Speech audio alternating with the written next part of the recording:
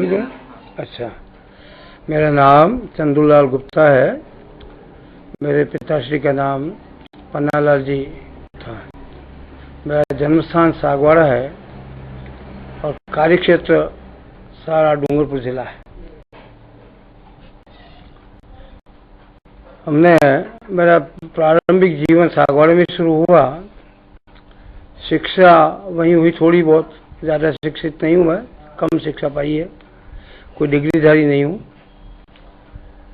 और उसके बाद मैंने पहले तो शिक्षक का काम किया, फिर मेडिकल डिपार्टमेंट में कंपाउंडर की सर्विस की सन 1931 से 36 तक। और उस दरमियान भी मैं हरिजन कामों से और आदिवासियों के विकास के कामों से बराबर जुड़ा रहा है। सन 1933 में ही डूंगरपुर में सबसे पहले राजस्थान हरिजन सेवक संघ के मंत्री रामनारायण चौधरी आए और उन्होंने उनके माध्यम से या हमारे स्वर्गीय हमारे जो नेता थे, अध्यक्ष थे सेवा संघ के, भोगीलाल जी पंड्या के माध्यम से हरिजन पाठशाला की स्थापना हुई यहाँ डूंगरपुर में। और सबसे पहले अमृतलाल यादव यहाँ टीचर बनकर के आए। उसी साल हरिजनों का मंदिर प्रवेश भी यहाँ कराया गया। यहाँ महंत सरयूदास जी थे जो बड़े ही अच्छे विचारों के थे, सोशल आदमी थे, और ये हमारे पंड्या साहब और ये लोग उनके ही संपर्क में रहते थे बराबर। तो उससे यहाँ की सार्वजनिक जीवन की हरिजन काम की शुरुआत हुई। और उसी साल ही वो यहाँ पर हरिजन काम के लिए खास तौर से कार्यकर्ता बाबा लक्ष्मणदास जी बांसवाड़ा के थे, उनको यहाँ रखा गया। और वहीं से रामनारायण जी चौधरी के माध्यम से ही सागवाड़े में भी एक हरिजन पाठशाला की स्थापना हुई। तो ये क्रम चलता रहा। सागवाड़ा में हरिजन पाठशाला आश्रम खुला सन 1934 में। हमारे स्वर्गीय भाई उपाध्याय जी, गौरीशंकर जी उपाध्याय सागवाड़ा आए और उन्होंने हरिजन आश्रम की व्यवस्थापक का काम संभाला। उसके पहले सन 33 से ही हरिजनों की प्रवृत्तियां चालू हो गई थी। और उस समय भी हमारे यहाँ की यह स्थिति थी कि हम लोग सवर्णों से कंबाइंड मीटिंगें करते थे, हरिजनों के मोहल्लों में ले जाते थे उनको, और छुआछूत निवारण, नशा निषेध, शिक्षा का प्रसार और नशाबंदी बताया मैंने, सोशल रिफॉर्म्स, सामाजिक सुधार, जैसे हरिजनों में मुर्दार मांस खाने का सिस्टम था, उसको बंद करवाने का काम किया। सामाजिक सिस्टम, सामाजिक गानों, समाज उत्सवों पर, शादी में, ब्याहों में जो गंदे अश्लील गीत गाए जाते या कोई गंदे अश्लील प्रदर्शन होते, उनको भी हम मिटाने का प्रयास करते रहे। तो ये क्रम हमारा सन 1935 तक चलता रहा। उस समय रामनारायण जी चौधरी के भाई दुर्गा प्रसाद जी चौधरी भी यहाँ आए, शोभालाल जी गुप्ता जो हिंदुस्तान के संपादक रहे थे, अभी रिटायर हो गए, वो भी यहाँ रहे। एक भगवती प्रसाद जी गुप्ता है, राष्ट्रकर्मी के नाम से अपने आप को बताते हैं, जयपुर में आजकल, वो भी यहाँ रहे। और 35 में, सन 1935 में माणिकलाल जी वर्मा जो मेवाड़ राज्य से निर्वासित थे, वो यहाँ आए, सागवाड़ा आए। और सागवाड़ा आकर के उन्होंने यहाँ की सारी स्थिति को देखा कि भाई ये आदिवासी बहुल क्षेत्र है, तो ऐसी स्थिति में आदिवासियों के विकास का काम अच्छा किया जा सकता है। तो उन्होंने उस समय बागर सेवा मंदिर नाम की एक संस्था की स्थापना की वहाँ पर। और बागर सेवा मंदिर के तहत खड़लाई पाल है, वहाँ से 8 मील दूर सागवाड़े से, वहाँ पर आदिवासियों के विकास का काम शुरू किया, पाठशाला खोल करके। पाठशाला के माध्यम से शिक्षा, समाज सुधार, नशाबंदी और ये क्या कहते हैं अपने आदिवासियों के विकास के काम, पेंजनिया पीतल के जो पैरों तक बनते थे वो निकलवाने का काम, शिक्षा का काम, खाद के खड्डे खुदवाने का काम, कृषि सुधार संबंधी सुझाव देने का सब काम, ये सारी प्रवृत्तियां ने उस समय गांधी जी के जो 17 सूत्री रचनात्मक कार्यक्रम थे उनको लेकर के काम शुरू किए। तो शिक्षा के साथ साथ उनके परिवारों से संपर्क करके बच्चों के, और हमने ये दूसरे कार्यक्रम भी चालू कर दिए थे। उसके बाद पांचली में खुला और 35 में तो ये काम शुरू हुआ और सन 1936 में भयंकर अकाल की स्थिति हो गई यहाँ। तो इन 35 में मैंने जो काम किया, मेरा अस्पताल में अपना काम करते हुए दोपहर का जो खाली पीरियड रहता था वो, और रात का सारा पीरियड में उन संस्थाओं को अपना दे देता था। और रात में हम लोग तबला और हारमोनियम कंधों पर लेकर के गौरीशंकर उपाध्याय और हम लोग सब 5-6 मील गांव में हरिजनों के मोहल्लों में जाते, उन्हें प्रचार करते, उन्हें सामाजिक सुधार की बातें करते, हरिजनों की उनकी प्लस आदिम जाति नहीं, हरिजनों का ही था उस समय तक, 35 तक। 35 के बाद 35 में फिर आदिवासियों का शुरू हुआ, तो 35 में आदिवासियों में भी हमने वही प्रवृत्तियां शुरू की। और सन 36 में, तो 35 में तो 2 ही जगह हमने काम शुरू किया था, पाटली और खड़ले, उसमें काम शुरू किया था। और उसके बाद 36 में अकाल पड़ गया, तो अकाल में 35 में ही माणिकलाल जी वर्मा का एक बच्चा सुरेंद्र वर्मा 1.5 साल की उम्र का था, वो यहीं डेथ हो गई उसकी। तो 36 के अकाल में फिर माणिकलाल जी वर्मा रहे यहीं, और हमने वो शिक्षा का काम जो था वो तो स्थगित कर दिया, और हम अकाल राहत के कामों में अलग अलग क्षेत्रों में हम लोग बैठ गए। जैसे मैं बैठ गया था मांडवपाल में, एक आदिवासी पूरा क्षेत्र है और ऐतिहासिक पाल है, राज्य से टक्कर भी ली उसने, पहले भी पुराने जमाने में भी टक्कर ली थी उसने वहाँ। और हमारे गौरीशंकर जी उपाध्याय जो थे वो लिम्बरवाड़ा पाल का डोजा फला है उसमें वो बैठ गए, एक रेवा शंकर जी करके बिलियागढ़ गाँव में बैठ गए, एक इंदौर के मदन सिंह जी तोमर थे वो वहाँ ये माथु गामड़ा और इधर काम करने लगे। गंधवा में मेरा भाई गोवर्धन लाल ये लोग बैठ गए, इस तरह से हम लोग काम करने लगे। भैरवलाल जी वर्मा भी माणिकलाल जी से संपर्क, हरिजन कार्यकर्ताओं से संपर्क शुरू हो गया था। तो सन 33 में ही मैंने मेरे भाई गोवर्धन लाल गुप्ता को बांसवाड़ा में तलवाड़ा है, तलवाड़े में हरिजन टीचर बना करके पहले भेजा था उसने। मेरे परिवार वालों को भी मालूम नहीं होने दिया मैंने कि हरिजनों को भेजा, हरिजन टीचर लगाया। वहाँ से फिर वो नारियल आश्रम गया और वहाँ से फिर प्रतापपुर में हरिजन टीचर रहा। उसके बाद फिर वो यहाँ आया और यहाँ काम हुआ। तो 36 के अकाल में हमने यही काम लिया, जैसे मैंने अपने क्षेत्र के 128 नए और पुराने कुओं को अपने हाथ में लिया था, तो उसको संभालना, जाके देखना, निरीक्षण करना कितना डेवलपमेंट हुआ है, काम चल रहा है नहीं चल रहा है, कोई आर्थिक कठिनाई हो तो उसको मदद करवा देना स्टेट से मिल करके, ये करना। तो इसमें हमारा एवरेज ऑन फुट करीब 20 मील 22 मील डेली हमारा हो जाता था। और उसी काम का परिणाम है कि आज डूंगरपुर जिले में अधिकांश गांवों के लोग जो हम मुझे अच्छी तरह से जानते हैं। तो ये काम हमने शुरू किया।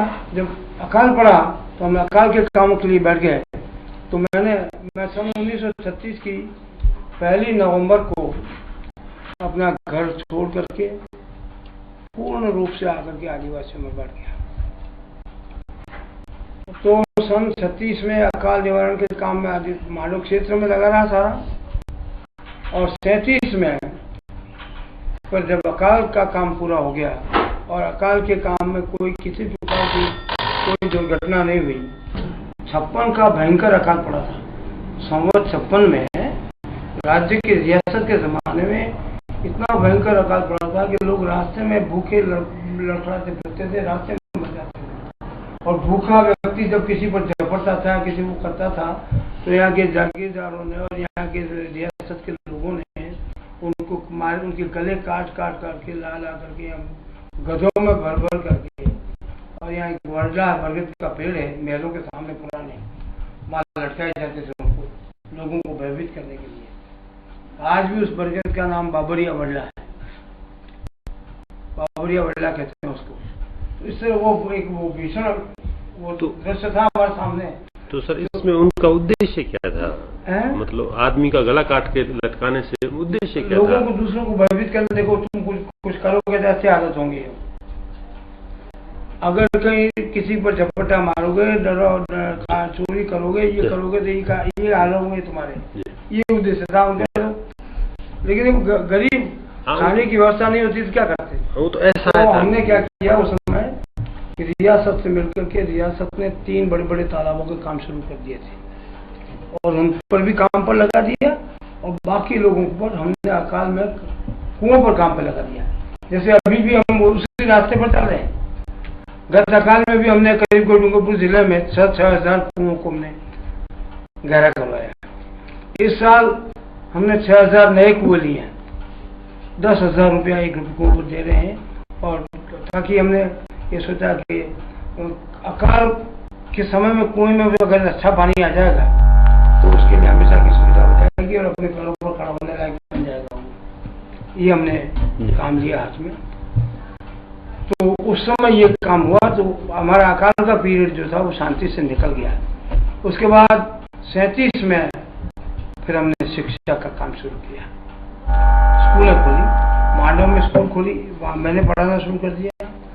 गौरी शंकर जी ने ढोजा में पढ़ाना शुरू कर दिया, रेवा शंकर जी ने बिलिया बड़गाम में शुरू कर दिया, मदन सिंह जी ने भी माथू गामरे में या खलारिया में यहाँ के शुरू कर दिया है।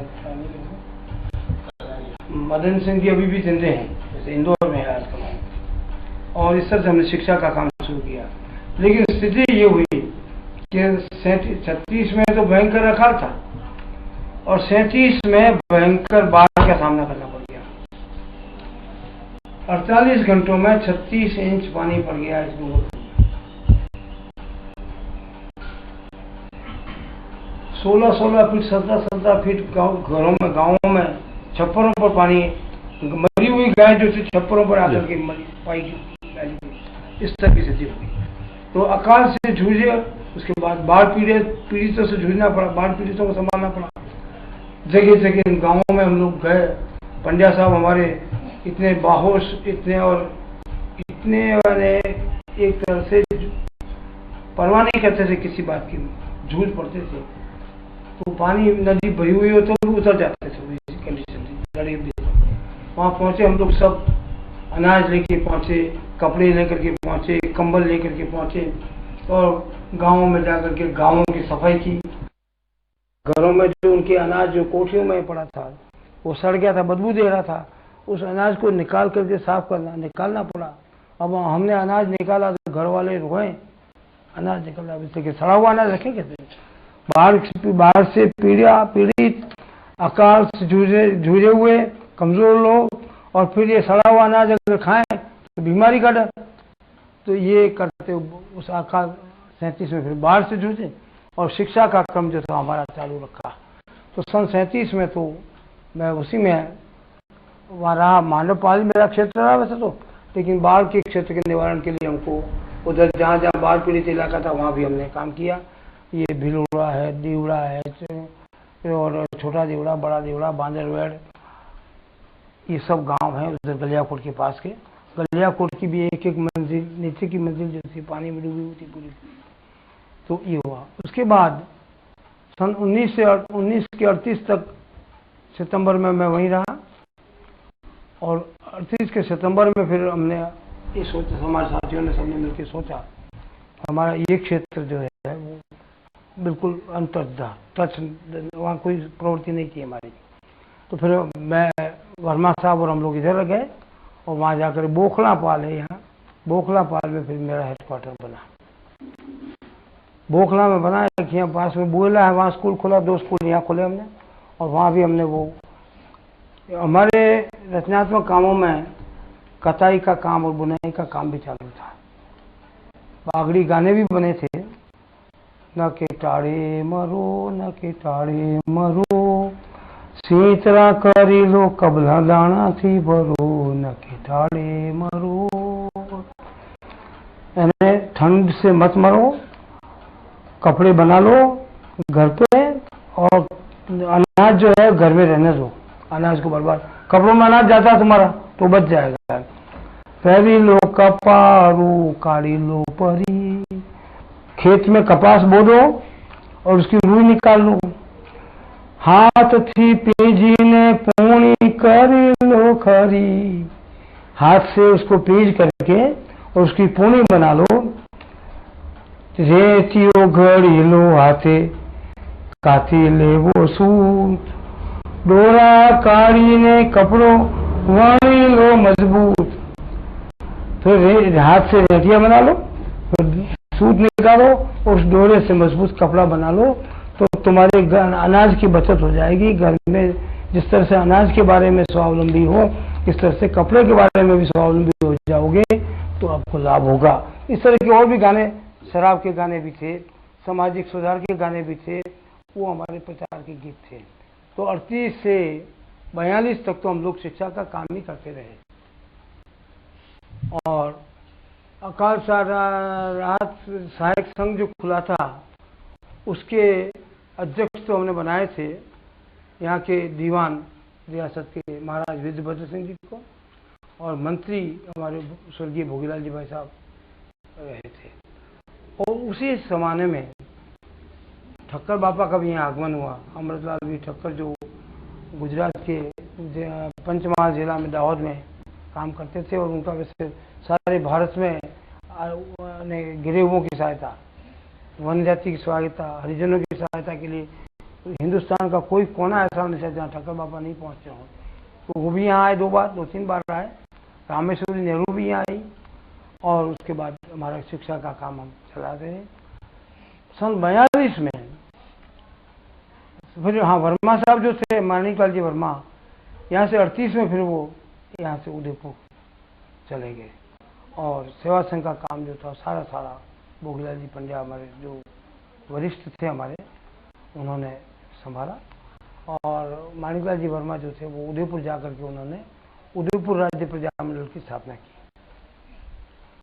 तो हमारे विचारों को राजनीतिक दृष्टि से आलोड़ित करने का काम जो था वो वर्मा जी ने किया, क्योंकि वर्मा जी बिजोलिया आंदोलन में पथिक जी के साथ काम कर चुके थे। पथिक जी के घनिष्ठतम साथियों में से थे विजय सिंह पथिक, और उन्होंने मिलकर काम किया था।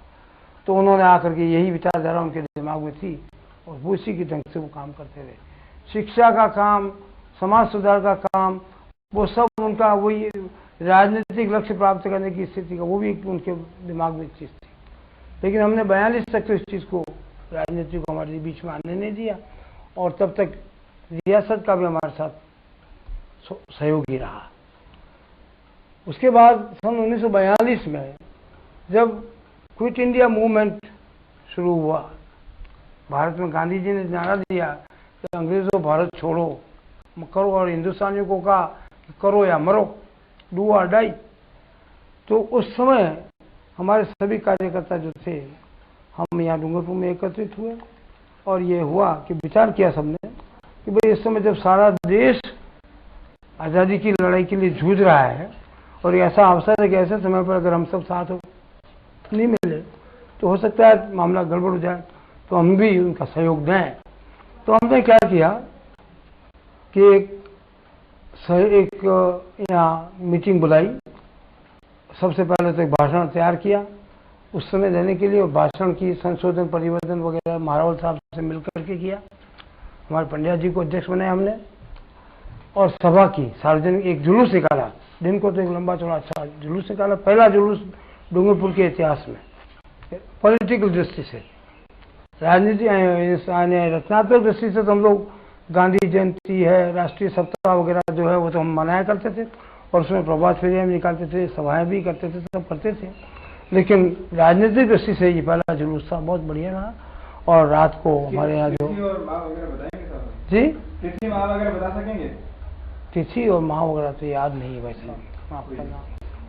तो वो उसके बाद हमने भाषण वहाँ सभा की और सभा में भाषण हुए। पंड्या साहब ने वो भाषण पढ़ा और उस भाषण में ये महाराज से ये आग्रह किया गया कि आप अंग्रेज़ों का स्वाद छोड़ करके स्वतंत्रता के आंदोलन में योग दीजिए और उनका सहयोग छोड़ दीजिए।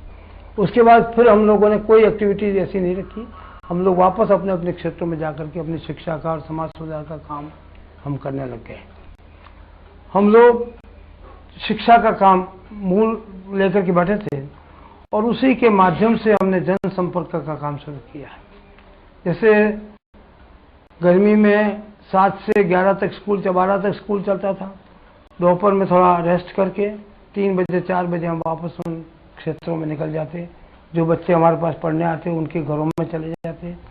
उनके घरों में क्या गंदगी है, कैसी सफाई रहती है कि नहीं रहती है, उनकी आर्थिक स्थिति कैसी है, उनमें स्वच्छता की दृष्टि से क्या क्या कमियां हैं, ये सारी बातें हम उनको देखते थे और उनमें भी नए विचारों को कहते थे, भाई तुम किस तरह से किस हाल में पड़े हो, तुम्हारी क्या हालत कर रखी है, तुम्हारे पास खाने को नहीं है, तुम्हारे पास पहनने को नहीं है, तुम्हारी हालत यानी उस जमाने में हालत थी कि आदिवासी के सिवाय पोछे पहनने के और उनके पास कोई कपड़ा नहीं होता था। एक कमीज हाफ या झूड़ी कहते थे जिसको, वो या डोरी बांधते हैं, वो रहती थी घर में। तो जो आदमी बाजार जाता वो पहन के चला जाता। औरतों की भी हालत थी कि फटा कपड़ा रहता था उनके शरीर पर। बाज़ वक्त तो अगर आप कहीं काम के लिए उनके घर पे जाते तो बाहर आकर के जवाब नहीं देती थी, अंदर से ही जवाब देती थी। ये कंडीशन थी। तो ये काम फिर हमने चालू ही रखा, लेकिन उसके बाद स्टेट का इंटरफेरेंस शुरू हो गया हमारे काम में। रियासत वाले के कर्मचारियों ने हमारे दखल देना शुरू कर दिया। कई बच्चे पढ़ने आ रहे हैं, उनके बस्ते छीन लिए, उनकी टोपियां सफ़ेद थी वो छीन करके स्याही में डुबो के रंग दी, उनके परिवार वालों को बुला करके मारपीट की, गालियां दी, डराया धमकाया, इस तरह के काम शुरू हो गए। और ये जाकर फिर क्या हुआ कि सन 42 के अंत में और 43 की शुरुआत में ही यहाँ एक शिक्षा उनने सब हमारे कानून बना करके हमारी सारी शालाएं बंद करवा दी एक तो। और फिर क्या किया कि हमारे जो बच्चे 10 लड़के यहाँ तो पंड्या जी एक बोर्डिंग चला रहे थे यहाँ उस सन 1928 से एक बोर्डिंग चला रहे थे यहाँ साल। सभी तरह के लड़के रखते थे और मेरा ख्याल 1 रुपया 12 आना या 2 रुपया से ज़्यादा खर्चा नहीं आता था उनका, और वो रहते थे। तो उसी उनमें 10 लड़के आदिवासियों के भी यहाँ ला करके रखे थे और उन 10 लड़कों को आदिवासियों को स्कूल में पढ़ने के लिए भेजा करते थे। तो उन्होंने उन लड़कों को भी निकाल दिया वहाँ से, उन लड़कों को भी स्कूल से निकाल दिया। तो एकदम नीति परिवर्तन का कारण क्या था? हाँ, बस वो राजनीति अंग्रेजों का भय हो गया ना, थोड़ा दबाव पड़ा वहाँ से पॉलिटिकली, तो वो हुआ। उसके बाद निकाल दिया उन लड़कों को। तो अब उन लड़कों को निकाल दिया तो फिर उनको पढ़ाना था ही। जैसे भीखा भाई, हमारे भीखा भाई को भी स्कूल से निकाल दिया, हाई स्कूल पास कर लिया। उसके बाद अब कहीं पटवारी की मास्टर की नौकरी कर लो, तुम्हें आगे बढ़ के क्या करना। तो भीखा भाई तो थोड़ा होश में था, समझता था और पढ़ने की तरफ प्रति रुचि थी उसकी। तो यहाँ से उदयपुर चले गए और उदयपुर में कर्मानमा उनको धर्मनारायण दीवान जो थे उस समय, उनके लड़के का सहयोग मिल गया, तो वहाँ पढ़ने लगे। उसके बाद ठक्कर बाबा से संपर्क हुआ, ठक्कर बाबा ने कुछ छात्रवृत्ति कर दी उनकी और ग्रेजुएशन के लिए फिर वो अजमेर गए।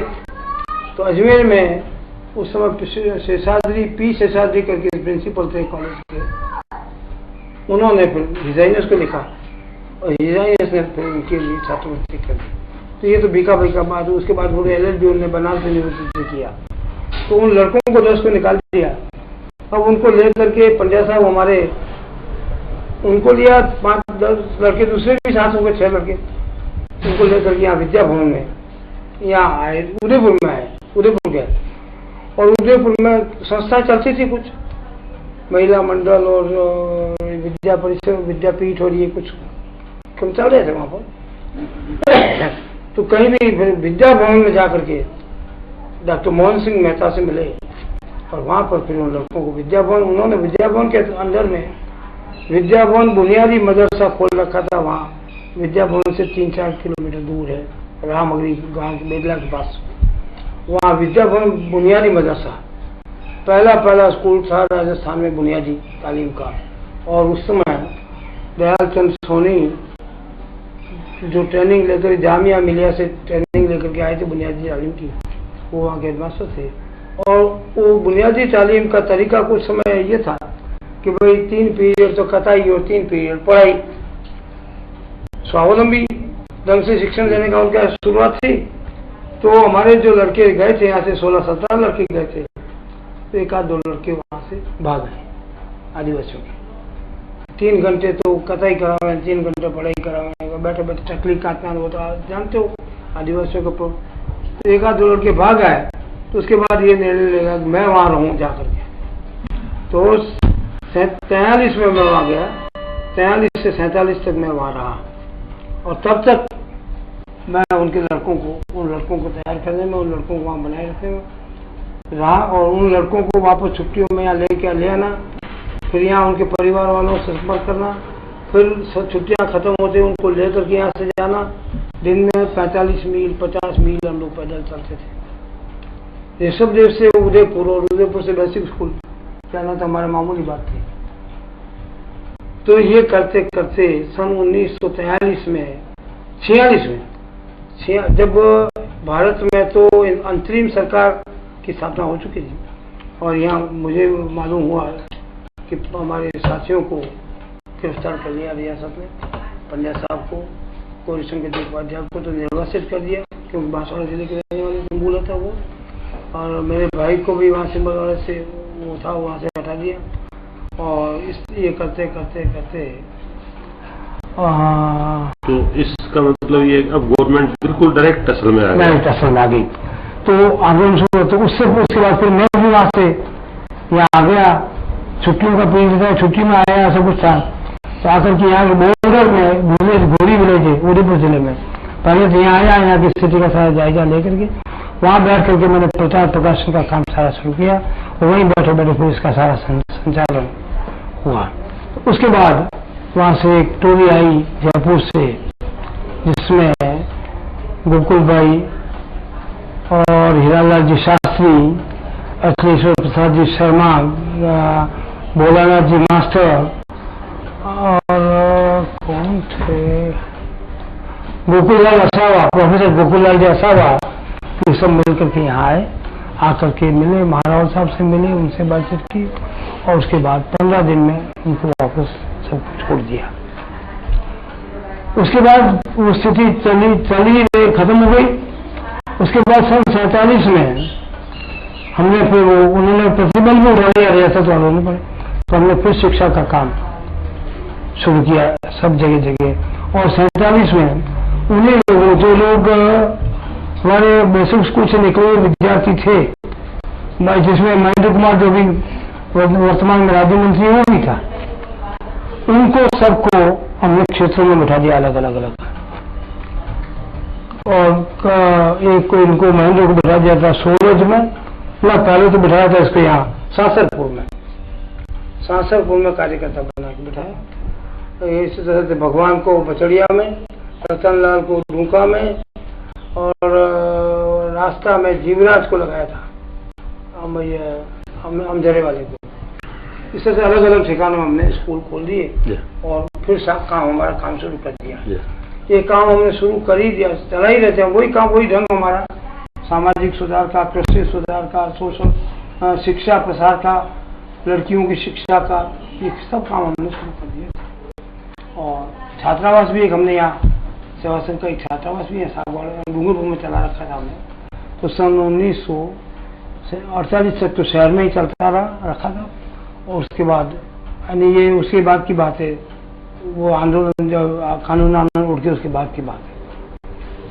उसके बाद क्या हुआ, 47 में ही फिर एक स्थिति आई कि हमारा एक कार्यकर्ता जो था शिवराम करके, पूनावाड़ा करके गांव है, और पूनावाड़ा में मैं सारे स्कूलों का टूर करके, सारे स्कूलों को देख करके रास्ता से यहाँ आया और आते ही पता चला कि साहब उस पूनावाड़ा के शिक्षक को उठा करके कहीं ले गए रियासत के लोग। उसी समय फिर पंड्या साहब और गौरी शंकर जी और शिवलाल जी कोटड़िया और ये 2-3-4 आदमी हमारे यहाँ के गए और करीब 30-35-34 साल 40 आदमी झोंतरी पाल के, क्योंकि शिवराम जो था वो झोंतरी का रहने वाला था, तो वे लोग वहाँ पूनावाड़ा पहुँचे।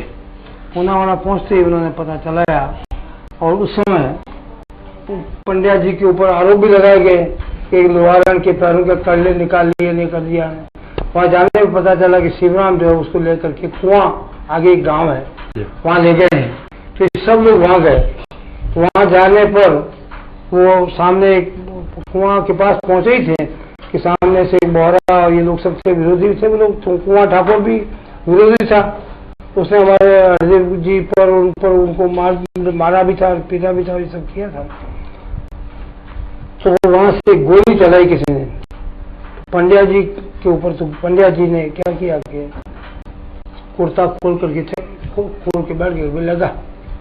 सब लोगों के लिए तुम कोई बोलोगे नहीं, चुपचाप हो, लेकिन वो गोली लगाने की बात नहीं हुई।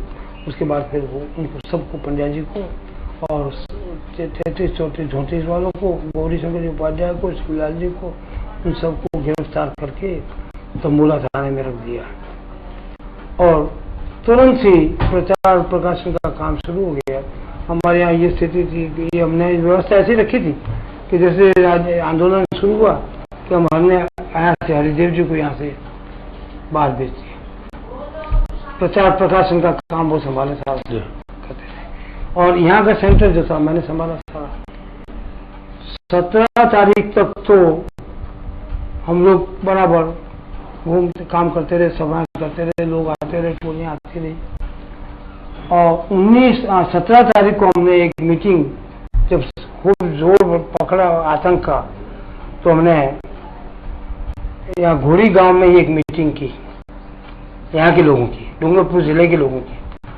कार्यकर्ताओं को सब जगह डिप्यूट कर दिया और लोगों को कहा कि भाई ये कार्यकर्ता कहें उनके पीछे चले आना, ये मत पूछना कहाँ जाना है, जहां ले आए वहां आ जाना। तो वहां घोरी में करीब 1000 के यहाँ के लोग इकट्ठे हुए। वर्मा साहब, हरदेव जी, मैं, गोवर्धन लाल गुप्ता और पंड्या साहब भी थे और सब लोग वहाँ लोगों के सामने खड़े स्थिति बताई कि भाई आंदोलन का समय आया है और तुम लोगों को गिरफ्तार करेंगे, तुम लोगों को डंडे बरसेंगे, तुम लोगों को गोलियों से भून दिया जाएगा, तुम लोगों को जेलों में डाल दिया जाएगा, तुम लोगों को टट्टी पानी पेशाब मिला वो पानी पिलाया जा सकता है, तुम लोगों को घोड़ों से कुचला जा सकता है, तुम लोगों को हाथी के पैर के नीचे दबाया जा सकता है, तुम लोगों को तोप के आगे मुंह उसके ऊपर बांध करके उड़ाया जा सकता है। इन सारी स्थितियां बताई और कहा कि बोलो अब भी शिक्षा के बारे में, बच्चों को पढ़ाने के काम के बारे में जो शुरुआत हुई है तुम्हारे समाज सुधार के बारे में, उसको तुम जारी रखना चाहते हो कि नहीं जारी रखना चाहते हो, बोलो। तो उस समय एक नाना भाई खान था रास्ता का, जहाँ का गोविंद अमलिया मिनिस्टर थे, उप मंत्री थे, वो खड़ा हुआ, उसने कहा कि नहीं, हम कुछ भी हो जाए, जान जाए हमारी जाए, लेकिन हम तो हमारे लड़कों को पढ़ाएंगे। और हमारे आंदोलन की शुरुआत पढ़ाने के लिए हुई। हम चाहते थे लड़कों को पढ़ाना, आदिवासियों को पढ़ाना, हरिजनों को पढ़ाना, और ये चाहते थे नहीं पढ़े। ये उसी को लेकर हुआ। और वहां से फिर उसी दिन हमने रियासत को एक नोटिस दी कि 21 तारीख की रात के 12 बजे के पहले आप लोग हमारे तमाम गिरफ्तार साथियों को छोड़ दें, अन्यथा 22 की सुबह से हम सारी रियासत में असहयोग आंदोलन शुरू कर देंगे। 21 कौन सा माह था? ये सन 37-47 ही था और 47 का मई जून 31 मई को वो लोग पुनावाड़ा गए। 1 मई को जो गिरफ्तार हुए और 21 मई को ना 21 जून को, 1 जून को गिरफ्तार हुए और 21 जून तक वो जेल में रहे। 21 जून की रात के 12 बजे के पहले छोड़ दो तो हम आंदोलन नहीं करेंगे और नहीं तो असहयोग आंदोलन शुरू हो जाएगा। और हमने ऐसी तैयारी कर ली थी कि जहां भी रियासत के कर्मचारी बैठे हों उनको सबको सिमट करके डूंगरपुर आ जाना पड़े। वहां उनका पानी भरना बंद कर देंगे, उनकी चक्की चलाना बंद कर देंगे, उनके किसी बात को मानने से इनकार कर देंगे। सारी इस तरह की तैयारी हमने कर ली थी। और उधर से मैंने सब आदमियों को रिपोर्ट कर रखा था। यहाँ भी इसके पहले 19 तारीख को क्या होता है, 18 की रात को जब मैं मेरे यहाँ जो मैं जिस मकान में रहता था सागौर, यहाँ पर पास में एक कमरा था, वहाँ रहता था। वह रात के 12 बजे धोतरी के कुछ लोग आए मुझसे मिलने कि भाई हम तो आपसे मिलने आए। मैंने कहा भाई रात के 12 बजे क्यों आए हो तुम?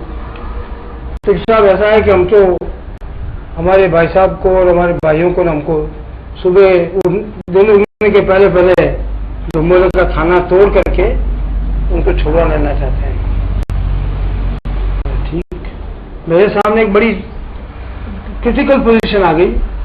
अगर मैं इनको ना कह देता हूं तो सारा जोश ठंडा हो जाएगा, और हाँ कह देता हूं तो 100-200 आदमी मारे जा सकते हैं, क्योंकि वहां तो मिलिट्री भी लगी हुई थी, सब लगे हुए थे।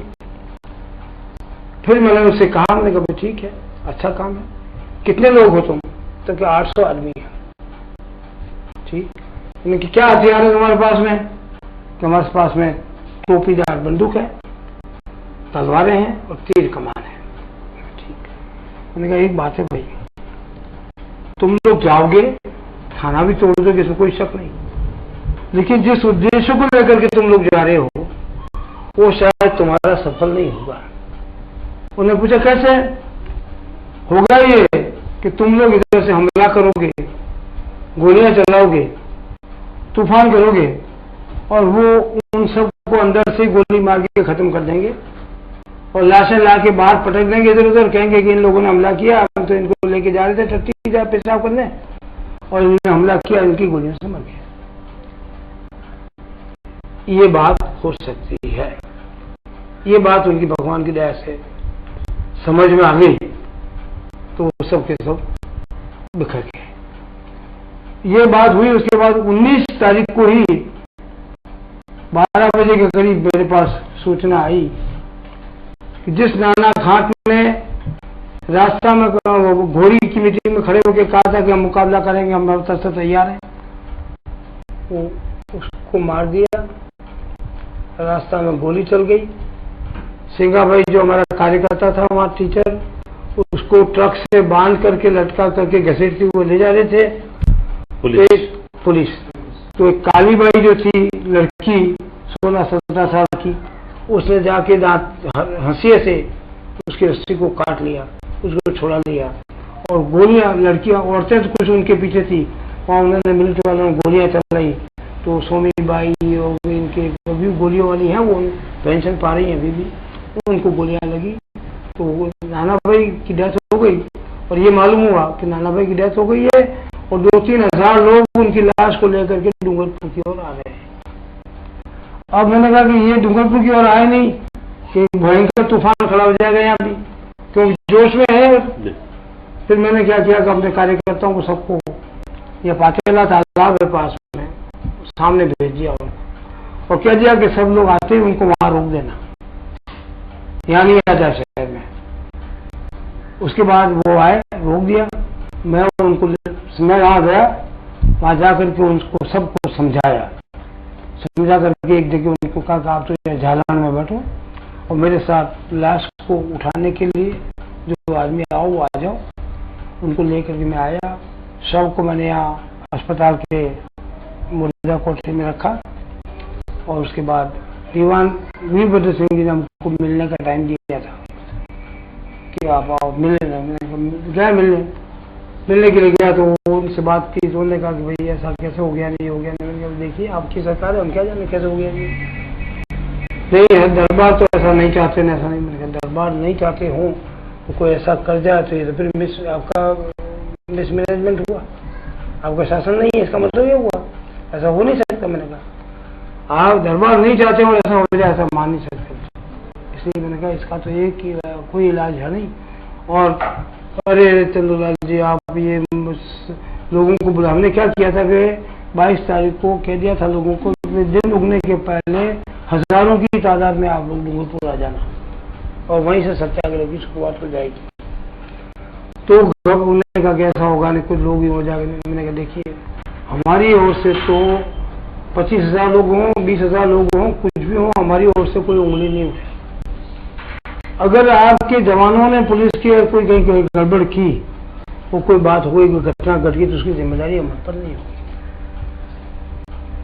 वो करके बातचीत करके हम चले आए। उसके बाद नाना भाई की शव परीक्षा हो गई। शव परीक्षा के बाद में शहीद के रूप में उसका एक प्रोसेसन हमने निकाला, तिरंगे झंडे के शव उसमें लपेट करके और ऊपर झंडा लटकाए हुए, और यहाँ जो सूरपुर में दाह संस्कार की जगह है, शमशान है, वहाँ जाकर के उनका दाह संस्कार किया। करीब 1,000-1,500 लोग साथ थे। वहाँ पे गीता का पाठ वगैरह हुआ और रियासत के खिलाफ काफ़ी भाषण भी हुए। उसके बाद दूसरे दिन वापस आए और ये कुछ हम रात को बैठे ही थे, दूसरे दिन सेकंड डे जो गोली लगे हुए जो लोग थे उन सबको पकड़ करके उठा करके यहाँ अस्पताल में भर्ती करा दिया था। उसका भी किस्सा हुआ। डॉक्टर को हमने यहाँ से भेजा रहा वहाँ, तो डॉक्टर जाने को तैयार नहीं हुआ, नहीं कहा मुझे मार डालेंगे वहाँ। तो मैंने फिर यहाँ से हमारे एक कार्यकर्ता को भेजा, रतन लाल जो पहले MP रहा था और MLA भी रहा, उसको मैंने भेजा साथ में। तो और वो साथ में गया, सचमुच में गंधवा पाले वहाँ वो पहुंचे और एकदम 300-400 आदमी की टोली उतरी, अरे मारो मारो। लेकिन वो रतन लाल जो था वो खड़ा हो गया कि मैं डॉक्टर के पास लेके जा रहा हूँ बीमारों के लिए। ये सब लोग शांत हो गए। तो यहाँ जो काली बाई जो भर्ती थी, तो काली बाई की नेक्स्ट डे फिर डेथ हो गई। उसका भी वही क्रम रहा, उसका भी वही प्रोसेसन के रूप में उसी ढंग से उसी जगह ले जाकर उसको जलाया। तो ये हुई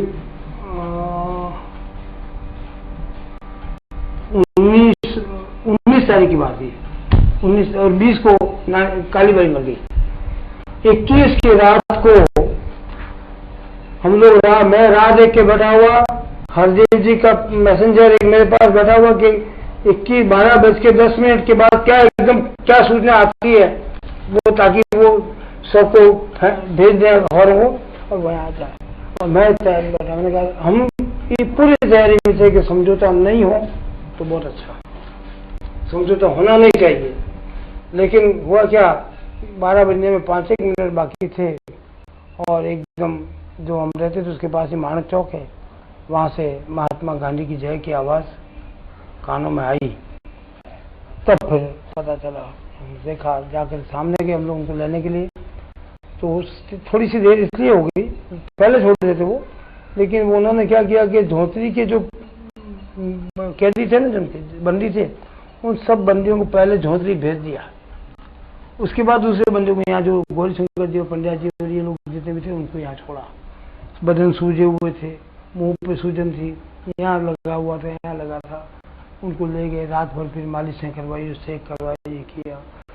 सुबह उठ करके जब हम फिर तालाब की पाल पर नहीं, ये रामबोला मठ के पास इकट्ठा होने को लोगों को कहा था, तालाब की पाल पर इकट्ठा होता। लेकिन सुबह हो गई, 7 बज गए, 7:30 बज गए, तब भी लोग आए नहीं। वो दिमाग में आया कि भाई किस भरोसे पर हमने ये आंदोलन उठाया, क्या पता। लेकिन जो ही 8 बजे के टोलियां आनी, झंडा, तिरंगा झंडा हाथ में लिए हुए, लाइनें की लाइनें इधर से आ रही हैं, उधर से आ रही हैं, इधर से आ रही हैं, शुरू हो गई। और 10-10:30 बजते तो करीब 10-12 हज़ार लोग इकट्ठे हो गए। और वो आंदोलन का जुलूस जो था हमारा, वो हमारी नेताओं के स्वागत जुलूस में परिवर्तित कर देना पड़ा हमको। उसके बाद सभा हुई माणक चौक में, और ये अत्याचार और सारी बातों का सारा उल्लेख हुआ, और वहाँ से फिर सब लोग हुए। 21 दिन के बाद जेल के ताले टूटे और फिर सारी बातें उस समय के अत्याचार की खत्म हुई। और उसके बाद 47 के बाद से हम लोग काम फिर लग गए वापस 48 में, और 49 में फिर फार्मर राजस्थान बन गया। फार्मर राजस्थान बन गया तो माणिकलाल जी वर्मा उसके प्रधानमंत्री बने। उस समय तो प्रधानमंत्री थे, मुख्यमंत्री और ये चीजें बनी नहीं थी। और उन्होंने फिर जागीर उन्मूलन को सबसे पहले हाथ में लिया।